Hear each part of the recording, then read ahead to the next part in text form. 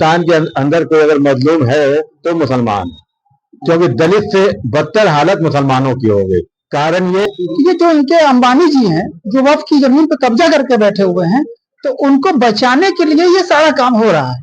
कबूल करेंगे, कैसे नहीं कबूल करेंगे? अरे हम सच्चे ईमान इस्लाम वाले हैं, तो हम मुसलमान का प्रूफ देंगे आपको। हम पैन खोल के दिखाएंगे कि हम मुसलमान कैसे हैं।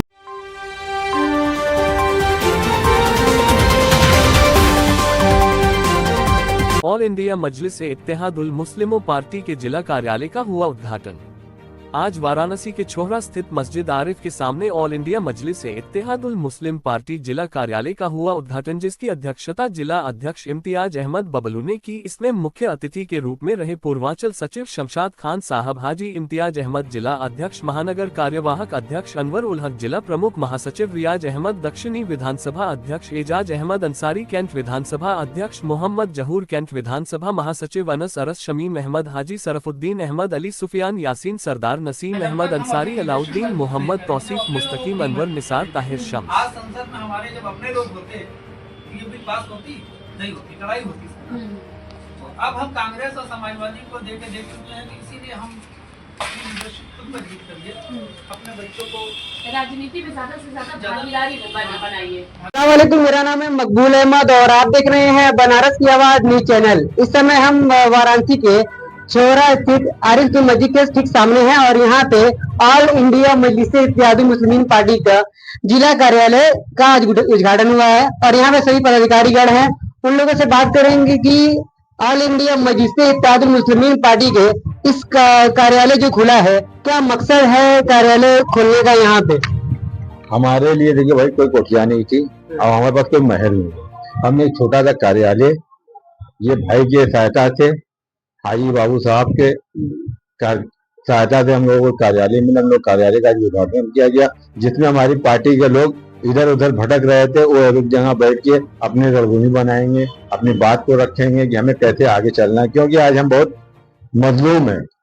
आज हिंदुस्तान के अंदर कोई अगर मजलूम है तो मुसलमान है, क्योंकि दलित से बदतर हालत मुसलमानों की हो गई।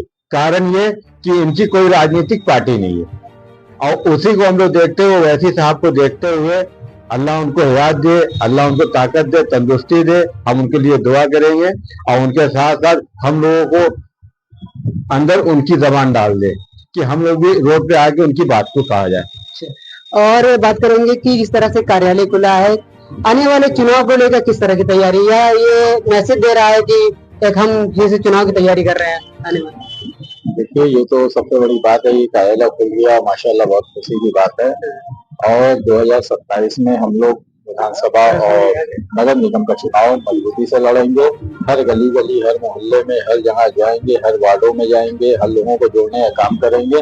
और जिस तरीके से हमारी पार्टी आई हुई है और उसको हम एक सारे तिनकों को जोड़कर एक मजबूत इस तरीके से हम मैदान में उतरेंगे कि किसी को हम लोग ऐसा जवाब देने के लिए उतर आएंगे कि सामने वाला भी हैरत में हो जाएगा कि विरोधी पार्टी क्यों इतना मतलब परेशान जो हम लोगों को कर रहा है आज, इसकी परेशानी से हमें निजात पाना है।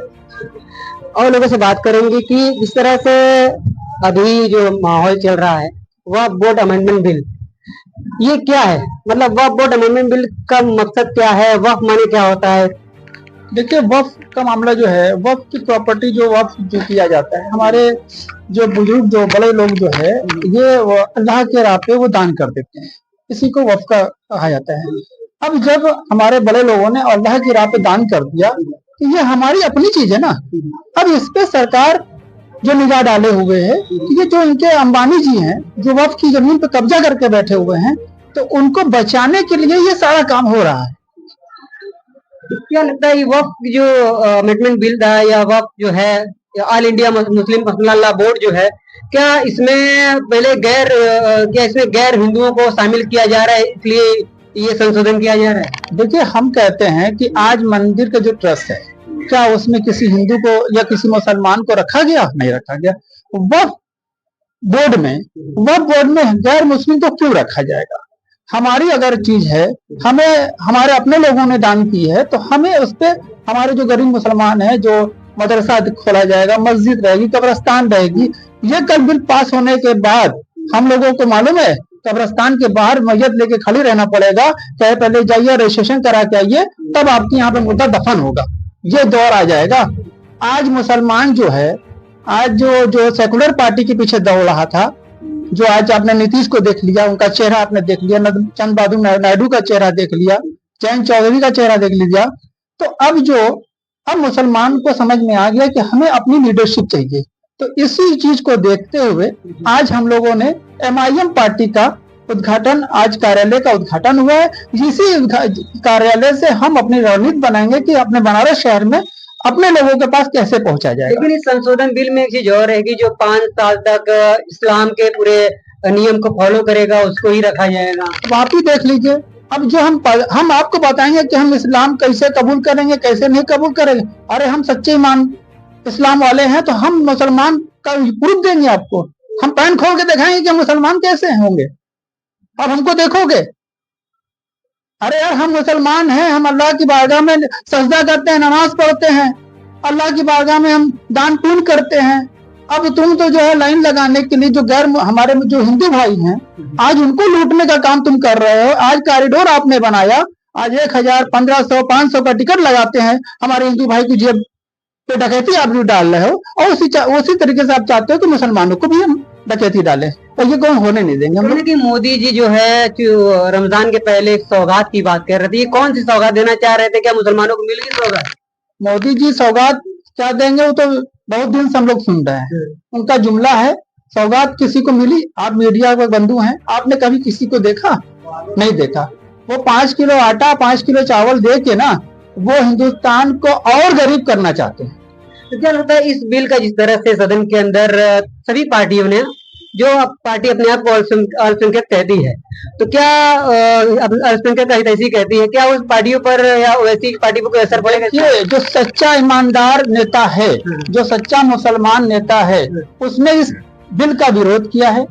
और जिसके दिल में वो जो दलाल टाइप के जो थे, उसका उन्होंने सपोर्ट किया है।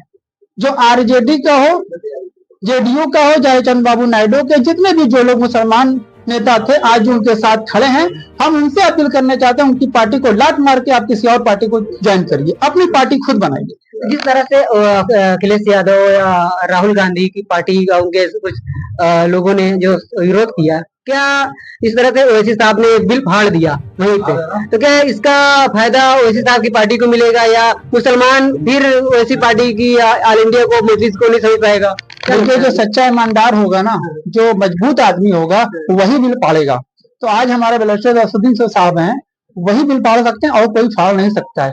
और कांग्रेस की बात आप करेंगे तो कांग्रेस हो या समाजवादी हो, जितनी मजबूती से लड़ना चाहिए था वो लड़े नहीं है, जितनी मजबूती से बहस करना चाहिए था उन्होंने किया नहीं है। सिर्फ मुसलमान संसद जो थे, जैसे इमरान प्रतापगढ़ी हो, चाहे इमरान मशहूर साहब हो, इन्होंने ही कहा। आज